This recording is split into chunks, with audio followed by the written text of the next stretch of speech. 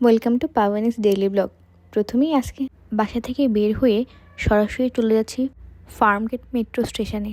যাওয়ার পথে এই আড়ংয়ের সামনে মাঠটা অনেক বেশি চেঞ্জ হয়ে যাওয়াতে খানিকটা শ্যামলী মাঠের মতো লাগছিল।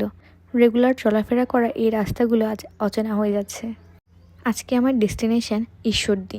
আমার ট্রেন দুপুর 2:30টায়, তাই আমি 12টার সময় বেস থেকে বের হয়ে চলে গিয়েছিলাম ফার্মগেট মেট্রো স্টেশনে। টিকিট কাউন্টারে খুব বেশি ভিড় ছিল না।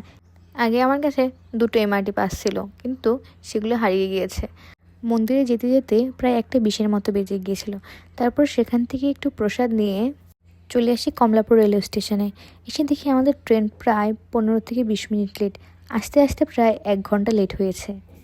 আমার সবচেয়ে অপছন্দের জিনিস হচ্ছে কোনো কিছুর জন্য ওয়েট করা। এরপর আর কি যখন ট্রেন চলে আসে সবাই হুড়মুড়ি করে ওঠার ট্রাই করছিল, কারণ এটা আমাদের স্বভাব। ট্রেন যতক্ষণই ওয়েট করুক না কেন আমরা হুড়মুড়ি করেই উঠব, কারণ আমরা বাঙালি। ট্রেন প্রায় 3:30টার সময় চলতে শুরু করে। মাঠ ঘাট নদী পেরিয়ে ট্রেন চলছে ট্রেনের মতো করে, আর আমিও প্রাকৃতিক সৌন্দর্যে মুগ্ধ হচ্ছিলাম। আর যখন যমুনা নদী পার হচ্ছিলাম সবাই হাতে ফোন নিয়ে ভিডিও করা শুরু করছিল। প্রায় 8:45টায় আমরা পৌঁছে যাই আমাদের গন্তব্য ঈশ্বরদী বাইপাসে।